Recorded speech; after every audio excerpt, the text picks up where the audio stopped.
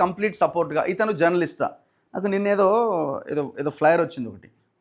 టీఆర్ఎస్లో కలిపేసి మమ్మల్ని బీఆర్ఎస్లో నేను కూడా బీఆర్ఎస్కి అమ్ముడు పోయినట ఇక మొన్నటిదాకానేమో బీజేపీ అన్నారు కొద్ది రోజులు తర్వాత కాంగ్రెస్ అన్నారు ఖాన్ అన్నారు ఇంకోటి అన్నారు ఇప్పుడు బీఆర్ఎస్ కంట కట్టిరు నేను ఏదో అమ్మ ఇది ఒక్కటి మిగిలింది దీన్ని అంటగట్టరేమో అనుకుంటే దాంట్లో కూడా కలిపేసిరు మొత్తానికి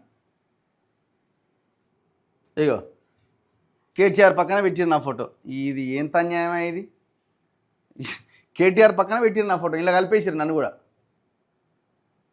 అంటే ఒక ఇష్యూ వచ్చినప్పుడు ఆ ఇష్యూని విశ్లేషించే క్రమంలో కొంతమంది కార్యకర్తలకి వాళ్ళకి అగెనెస్ట్గా అనిపించుండొచ్చు కొన్ని విషయాలు బీజేపీకి వ్యతిరేకంగా ఉండొచ్చు కొన్ని విషయాలు కాంగ్రెస్కి వ్యతిరేకంగా ఉండొచ్చు కొన్ని విషయాలు బీఆర్ఎస్కి వ్యతిరేకంగా ఉండొచ్చు అదొక పార్టీకి అనుకూలంగా కనిపించి ఉండొచ్చు అట్లా అని చెప్పి ఆ పార్టీ కార్యకర్త అయిపోతారా ఇంకోటి చూడండి ఇది చూడండి చిత్రగుప్త ఛానల్ గిరీష్ దారమోని మనతొలి వెలుగు ఛానల్ రఘు కాలోజీ టీవీ దాసరి శ్రీనివాస్ ఎందుకు పోక్సో కేసు పెట్టడానికి వెళ్ళిన అమ్మాయి తల్లితో ఏందో మరి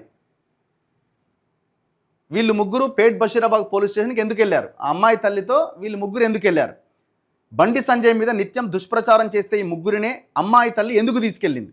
రాత్రి 1 గంట వరకు పేట్ బషీరాబాద్ పోలీస్ స్టేషన్ దగ్గర ఎందుకున్నారు సిట్ అధికారులు వీళ్ళ కాల్ రికార్డులు బయట పెట్టాలని వీళ్ళ వెనక ఉన్న అసలు పాత్రధారి ఎవరో తెలియాలి ఇగో ఇక్కడ కేటీఆర్ బొమ్మ ఇది కేటీఆర్ లాగలేదు కేటీఆర్ లాగుంది అంటే ఈయన ఉన్నాడా మా వెనకాల ఈ మోతవారి ఈయన మా వెనకాల నుండి నడిపిస్తున్నాడా